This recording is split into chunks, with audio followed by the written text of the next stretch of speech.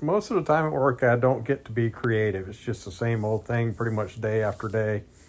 But these people bought an older house in New Smyrna Beach, and they wanted all their windows to be round, like the original finish on the windows. The house was built, I'm not even sure, in the 50s or 60s, and they remodeled the whole thing, and they wanted to keep the original radius on the windows. So the first thing I do, put up some tar paper so the plaster doesn't actually touch the furring strips and the buck strips that are on the window. You want to make sure they stay protected so they don't get any moisture on them. You can see I got the window covered with some plastic. That's just so I don't have to be so careful. And then when I pull the plastic off, I don't quite have it taped up to the frame, so I got a little room to work with. This is fiberglass lath that I'm putting on there. It's the same as metal lath like you use for stucco. It's the same thing. It's just fiberglass. And we use that just so it doesn't rust. We use it more for the outside, but that was the idea I came up with to make a round look to it. So you want to put a lot of nails in there, make sure it stays good and tight.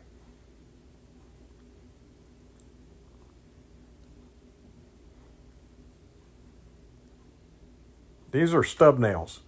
This is what we use to nail into the block, and this is a magnetic punch. There wasn't a furring strip on the left side, so I had to nail it into the actual block, and that's what I use the stub nails for. And then you'll see the edges where the blue board ended was a raw edge. And I didn't want it to crack right there, so I put a bonding agent on there so the plaster wouldn't stick to the original gypsum that's inside of the blue board. When I started, the first thing I did was pack in that edge real tight. I let that sit for about a half hour so that bonding agent would dry. And this is just the first coat.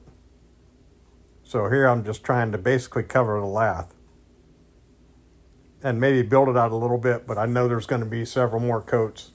So I'm not real worried about the exact radius part yet. I'm just basically trying to fill in the lath.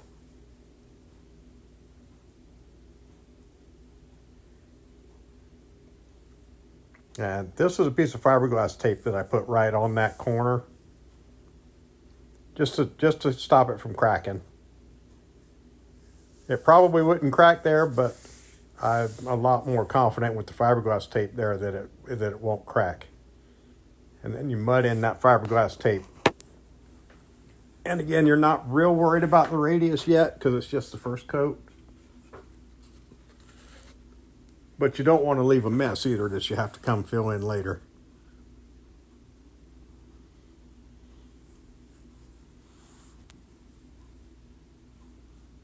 Now this is still that same first coat of mud. I'm trying to build it out just a little bit.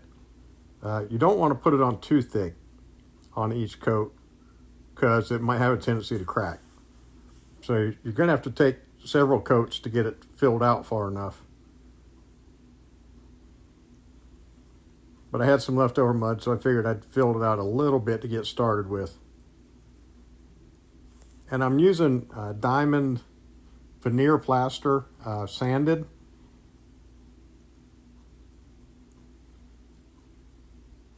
And you can see it's blue board on the walls. It's not the white sheetrock, because the blue board is designed for plaster, which is what this is. So I don't have to bond the blue board. It was just that raw edge where it was cut, where the gypsum was actually showing, that I bonded. And here I'm just trying to fill it out a little bit, get a little bit of round to it to get started.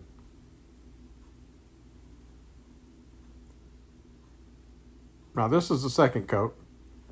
First coat's been on there probably 45 minutes or so, so it's not quite hard, but it's really firm to the touch.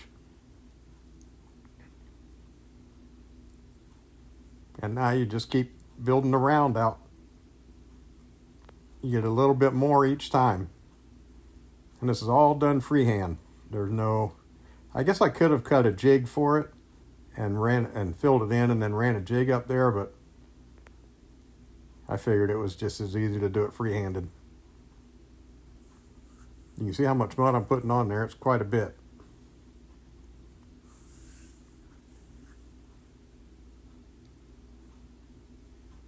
And you want to make sure there's no air voids. You want to make sure you got everything with no air pockets between the coats of mud.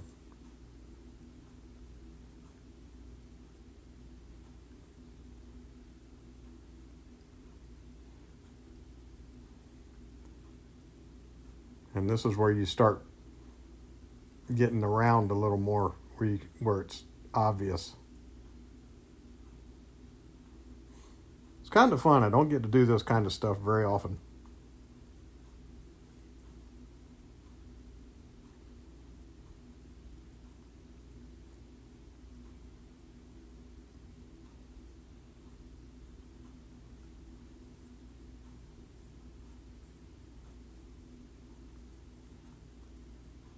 And it still doesn't have to be completely round, because I know there's going to be a couple more coats to go on there.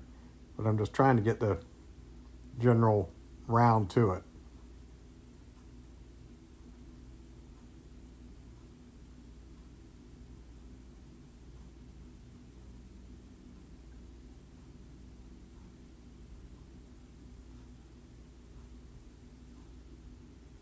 Okay, now this is the third coat. You can see how much whiter the mud is that I'm putting on than what's already on there.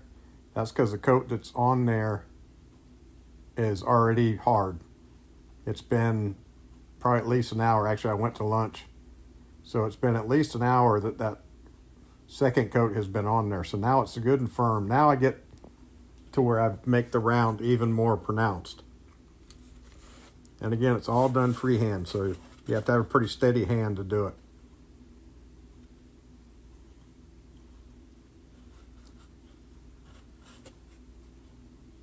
And I'm going to be running this entire wall, and you'll see that in a minute,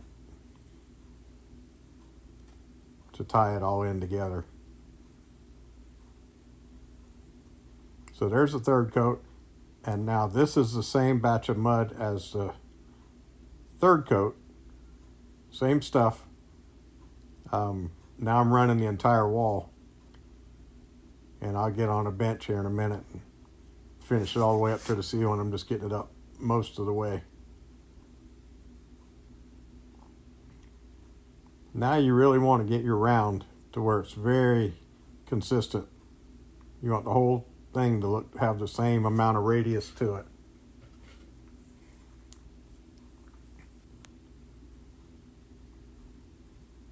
Now when I texture it, it will hide a little bit, but you don't want to put too much significance on the texture hiding it. You want it to get really round right here.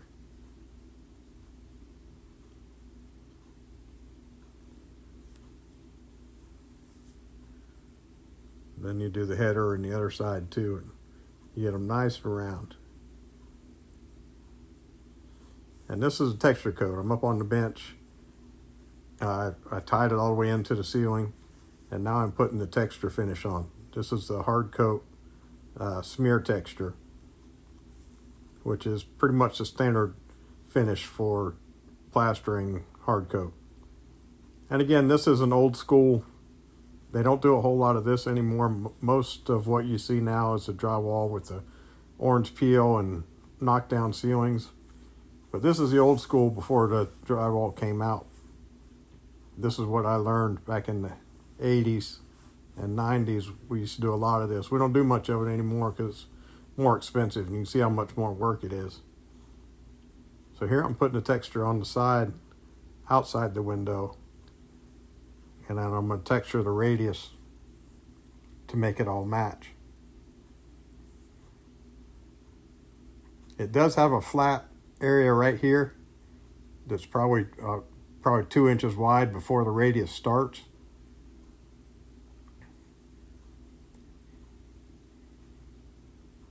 And then the texture of the radius, I put a little bit of mud on it and then just smear it vertically with the trowel. You have to have a trowel you have to have an experienced trowel to be able to do this. A new trowel won't work usually. Generally, a new trowel won't work because it doesn't have the bowed edges to it. You pretty much have to get the trowel set by using it to get the bowed edges to where it doesn't stick when you texture it.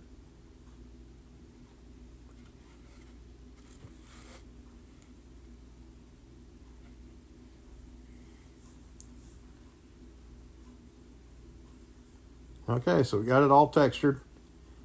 We're going to let it sit for about a half hour or so, and then come along and knock down. You just hold your trowel flat on the wall and push on it kind of hard. And that takes all the high spots and rough edges. And as you do it, you want to check it and make sure it's all round. Make sure you got everything, no holes or gaps or anything in it. And this is the final coat, the final finish. So you want this to look really good when you finish this.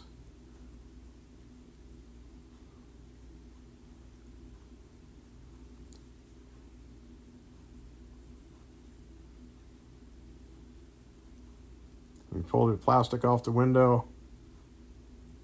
Take your putty knife, which is just pretty much what plasterers do with a putty knife. They just clean the window with it.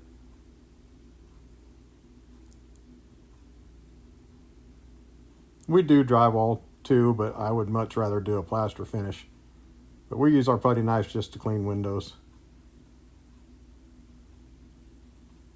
So you scrape all the loose mud off the frame where it wasn't taped right up to it.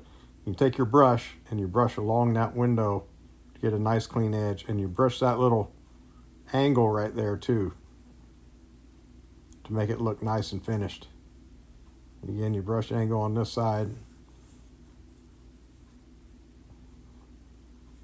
and clean any mud that got on the window off of there just to make it nice and clean. A nice straight line.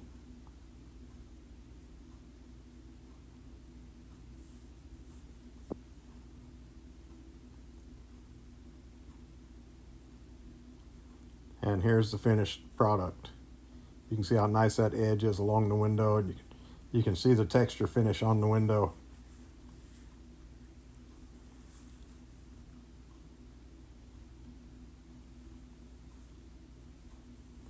So that's pretty much it. A nice radius wall, radius window. This is the whole wall that window was on. It's the first window, and then a door, and then another window. So I really had fun doing this. Hope you enjoy the video. If you have any questions, just let me know, and good luck with your plastering.